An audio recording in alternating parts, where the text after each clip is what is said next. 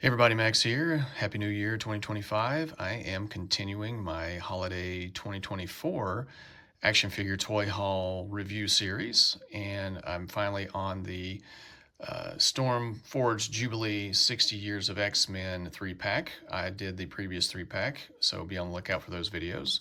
That's Banshee, Gambit, and Psylocke. And I've also done a review of the Warlord Professor X, and I'm going to be doing a review of the Wolverine that goes along with this particular wave as well. So these are figures that are designed to look and resemble the cover of X-Men 275, drawn by Jim Lee, which is a very iconic cover as well as a fantastic issue.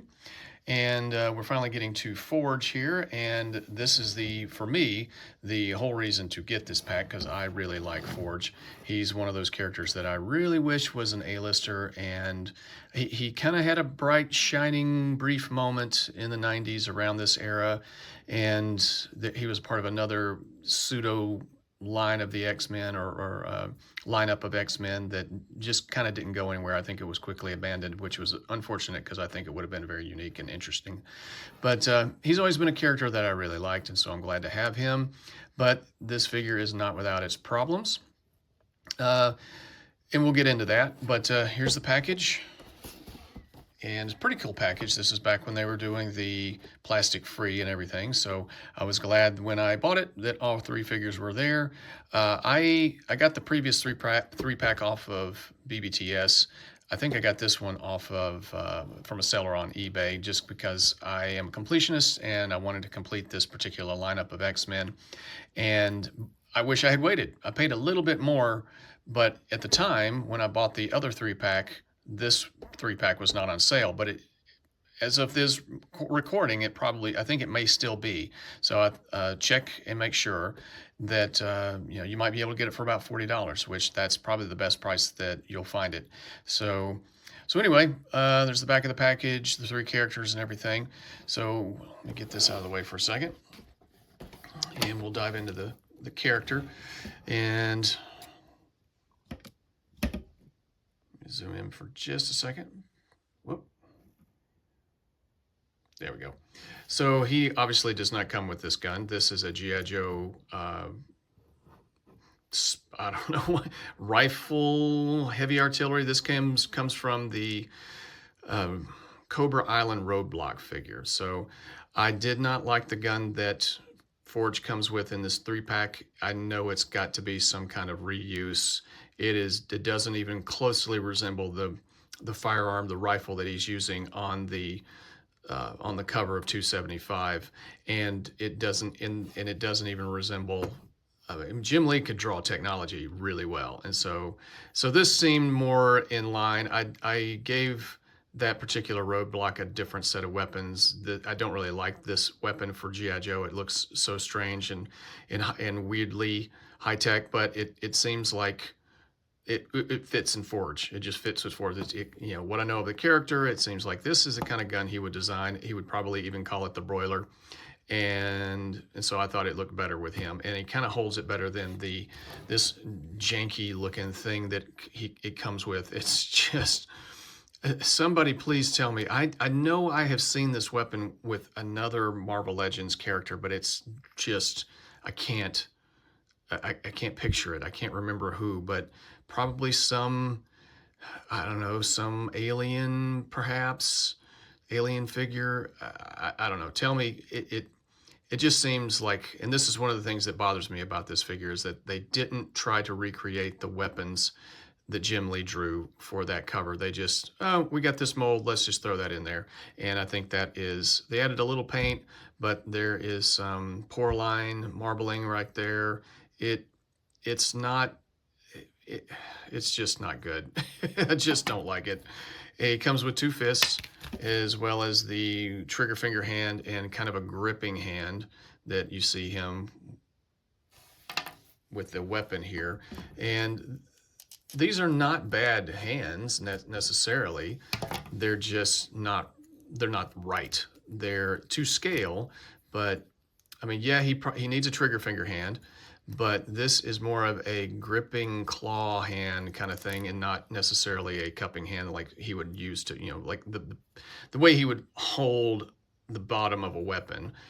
These hands come with, I've seen them on Red Skull, and I'm sure they've been, Hank Pym, the West Coast Avengers Hank Pym, he's got, I know he's got this hand and probably another gripping hand or something like that. He doesn't have a trigger finger hand, I don't think. But yeah, these hands are just, if he's going to have a weapon, come with a weapon and have a pretty good butterfly joint. So this is the Vulcan body. This is the same body that we see with Gambit and Banshee. I keep wanting to say Bishop, but he can't. If he had the right hands, he could actually hold this weapon, but he can't. It doesn't look right because he's not gripping anything. So that's a misfire in my opinion. This is an afterthought, and I think they just said, it'll be fine. We put a lot of effort into the other 3-pack.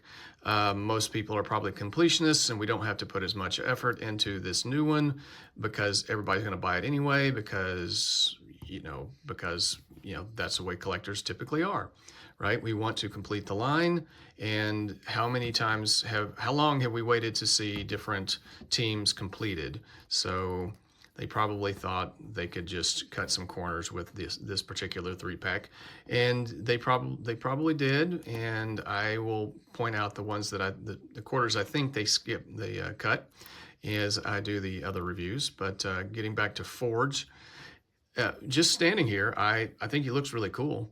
I think he's well proportioned. He's got good scale. If he had different weapons, I mean, like I said, I think these hands work well with this particular weapon, and so that's how I'll display him. Looking at the face sculpt, knowing, being a fan of Forge, I mean, I look at this character and I think this is Forge. However, there's something in his face just seems a little static, too neutral, almost sad in a way. Like it's something in the eyes. It just seems like he just looks down, like he's mildly depressed, which he doesn't look exactly like. They could have recreated, some kind of look, like arched eyebrows, action, his hair, and some kind of, give him more play to his hair, kind of like Gambit, like wind blown, that sort of thing. They could have given him a grimace, anything. I mean, something to better recreate that particular image.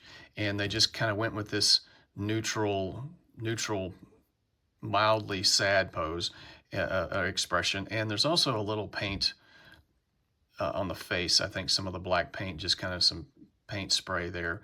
But and that's not, you don't normally see that with Marvel Legends. Yes, you see paint on the body, and that's one of the complaints that I've been having about Marvel Legends lately. And now, of course, this is a 2-year-old figure, but so it must be an ongoing issue. And if you've been collecting Marvel Legends for a while, you probably see it all the time. But the digital face print is okay for what it is. It just kind of seems like he's sad. And that makes me sad because Forge is such a cool character. He has a great, interesting set of powers. He basically has an innate understanding of technology and is a great inventor. And he's just one of those things that he's been utilized as kind of a background or plot device in X-Men comics for a very long time, and that's unfortunate. I think he could have been as big as Cable, in my opinion. So anyway, the figure itself, he can look down that far, and he can look up that far. And of course, the collar is free floating, so just be aware of that. If you take the head off, it may pop off. He can look up that far, but the hair kind of gets in the way and pushes it forward. The bandana's on here pretty solid. It's all molded. I think actually that might be glued on. Yeah, I think that the ends are glued on, but decent texture to the hair. He's obviously Native American. I think he's Cheyenne, if I'm not mistaken. A little, couple of little paint issues, just nothing really to gripe about, but they're there. You can see them. At least I can. Oh, I don't know if you can see them on camera. Maybe you can. It comes with a harness, which resembles what he was wearing on the cover. It makes me wonder if this was reused from something else, because it has a peg hole for a backpack, but he does not have a peg hole in his back. So it makes me wonder if this came from some other character. But it's got some interesting detail to it, a little silver on the buttons, and that's about it. But it's a nice touch, and I'm glad they did that. So he, of course, his head goes side to side. Once I show you the front and back, right, I kind of forget about the head, but because it's kind of, the standard stuff. If you've collected Marvel Legends for any length of time, you know about the articulation. So, but this one in particular has decent articulation. I guess I will say that I feel like the neck peg should probably be a little bit shorter so that the bottom of the head sits a little better. It always bothers me when the neck peg is just a little bit too long, and the back of the side of the head, it just doesn't scale right. It just doesn't look natural. I mean, yes, it's a 6-inch action figure, and it's meant to represent human physiology, but come on, we can do better than that. We've all seen better than that. So, okay, so T-pose, pretty good butterfly joint. Even with the harness kind of getting in the way a little bit. And I may end up having to take the arms off and snip those pegs to kind of get better range of motion. But it goes back fairly far, not too bad. Okay, bicep swivel. And I am seeing some other paint issues, the blue and the yellow kind of bleeding over into each other, which seems to be very common with this particular wave, which is unfortunate. Pinless joints for the most part. Double jointed pinless elbows. Again, this kind of gripping, this is, like I said, I saw this hand with Red Skull, and he holds the Cosmic Cube in his hand, and so it just seems a little misplaced on this character. Bicep swivel on this side. The wrist hinge, I gotta say, okay, this trigger finger hand has the vertical hinge, so that's great. And horizontal on this side, and they rotate around like you would normally see. Pretty good range of motion. Bends forward pretty good, has a good ab crunch. Bends back that far. Looks a little weird right there, but it is what it is. It's pretty solid. The belt floats around, not too bad. It's tight on there, but you can move it up so that you get some good range of motion. This is actually a pretty good waist swivel. It's fluid. It's not very tight. It doesn't stick or anything. Split's pretty good. No drop down hips, which is fine by me. He kicks up about that far, roughly 89 degrees. He has thigh swivel and double jointed pinless knees, and he kicks back that far, pretty good. And shin swivel, boot swivel below the straps, which are molded in and not glued in. They don't free float or anything like that. And pretty good range of motion on the feet, standard feet that we've seen a lot of times. But getting to his bionic leg, so that has one pin. It is pinned at the bottom of the thigh, the upper knee joint, which is interesting. I'm wondering what the story is on that. The